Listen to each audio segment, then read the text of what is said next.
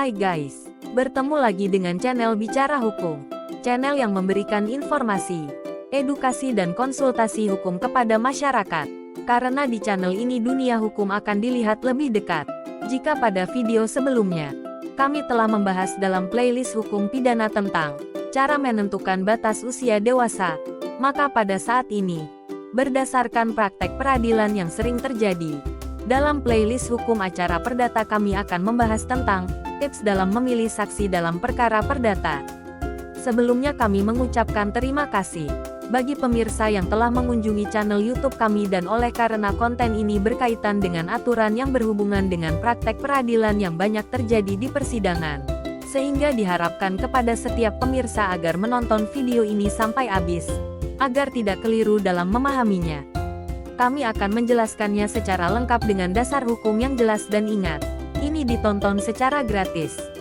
Baiklah langsung saja, berdasarkan pasal 1866 Kitab Undang-Undang Hukum Perdata atau dalam bahasa Belanda disebut Burgerlijk Wetboek voor Indonesia dalam kurung disingkat BW, menyebutkan, alat pembuktian meliputi 1.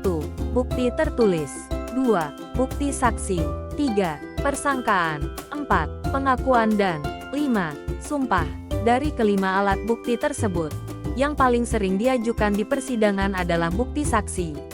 Hal ini wajar, karena bukti saksi yang paling dikenal di masyarakat dan yang paling sering digunakan untuk menjelaskan peristiwa yang dialami dalam kehidupan sehari-hari. Tentu sebagai pihak yang berperkara di persidangan ingin agar saksi yang diajukan di persidangan dapat meyakinkan hakim. Namun sering dalam persidangan baik penggugat maupun tergugat mengajukan saksi yang tidak berkualitas, sehingga keterangannya dikesampingkan oleh hakim di persidangan. Mau tahu tips dalam mengajukan saksi di persidangan? Baiklah kami akan menjelaskan. Dari segi material, saksi yang diajukan di persidangan haruslah saksi yang melihat, mendengar dan mengalami secara langsung atas suatu peristiwa hukum yang terjadi. Artinya pada waktu peristiwa itu terjadi, dia harus ada di situ. Akan menjadi sia-sia ketika saksi itu menerangkan suatu peristiwa yang tidak dialami sendiri, namun hanya bersumber dari penyampaian orang lain. Atau sering dibilang, katanya, inilah yang akan membuat keterangan saksi tersebut sulit untuk dipercaya. Dalam dunia hukum, saksi yang hanya mendengar dari orang lain disebut dengan testimonium daudito. Saksi seperti ini akan dikesampingkan oleh hakim di persidangan. Ini sesuai dengan putusan Mahkamah Agung nomor 881 KPDT 1983 dengan kaidah hukum yang menyatakan, saksi-saksi yang diajukan penggugat semuanya terdiri dari daudito, sehingga keterangan yang mereka berikan tidak sah sebagai alat bukti. Selanjutnya dari segi formil tips yang harus dilakukan adalah, pertama, hindari mengajukan saksi yang memiliki hubungan keluarga baik sedarah maupun semenda menurut keturunan lurus. Kedua, hindari mengajukan saksi yang merupakan istri atau suami dari salah satu pihak meskipun telah bercerai. Ketiga, hindari mengajukan saksi yang masih anak-anak, yang usianya di bawah 15 tahun. Akan tetapi perlu diingat terhadap saksi yang memiliki hubungan keluarga baik sedarah maupun semenda tersebut, dikecualikan terhadap perkara yang berkaitan dengan perselisihan tentang suatu keadaan menurut hukum perdata seperti kasus perselisihan tentang perkawinan, perceraian, keturunan dan lain sebagainya. Artinya keluarga terdekat pun bisa untuk diajukan sebagai saksi, dengan pemikiran adalah yang mengetahui persoalan keluarga adalah saudara terdekat. Selain itu terhadap saksi yang memiliki hubungan keluarga baik sedarah maupun semenda tersebut, dikecualikan terhadap hal-hal yang berhubungan dengan sesuatu perjanjian pekerjaan. Misalnya segala sesuatu yang berhubungan dengan permasalahan perburuhan dan garis miring atau ketenaga kerjaan seperti pemutusan hubungan kerja, uang pesangon, perselisihan hak, dan lain sebagainya. Mau tahu di mana tips di atas tersebut diatur? Hal tersebut diatur dalam pasal 145 HIR atau 172 RBG.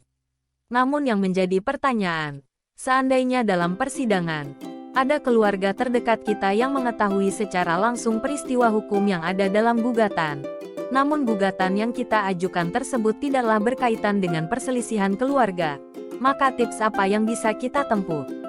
Baiklah akan kami jelaskan. Pertama, Ajukan saksi yang berasal dari saudara laki-laki dan saudara perempuan dan ipar laki-laki dan perempuan dari salah satu pihak. Kedua, ajukan keluarga saudara menurut keturunan yang lurus dan saudara laki-laki dan perempuan dari suami atau istri salah satu pihak. Namun perlu diingat, untuk mengajukan saksi-saksi tersebut, harus bisa dipastikan untuk bersedia dan tidak akan mengundurkan diri sebagai saksi di persidangan.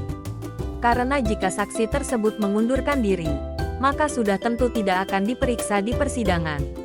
Ketentuan ini sebagaimana diatur dalam pasal 146 HIR atau 172 RBG. Demikian guys pembahasan kami kali ini. Semoga bermanfaat. Jangan lupa untuk mensubscribe channel YouTube kami dan menyalakan tanda loncengnya. Karena pada video berikutnya, kami masih akan membahas konten-konten hukum yang menarik lainnya. Jika ada tanggapan atau ingin berbagi pendapat menyangkut konten saat ini bahkan ada persoalan hukum yang ingin ditanyakan, silahkan dimasukkan dalam kolom komentar. Kami akan berupaya menanggapinya dan memberi jalan keluar menurut sudut pandang hukum. Terima kasih dan sampai jumpa pada video kami selanjutnya.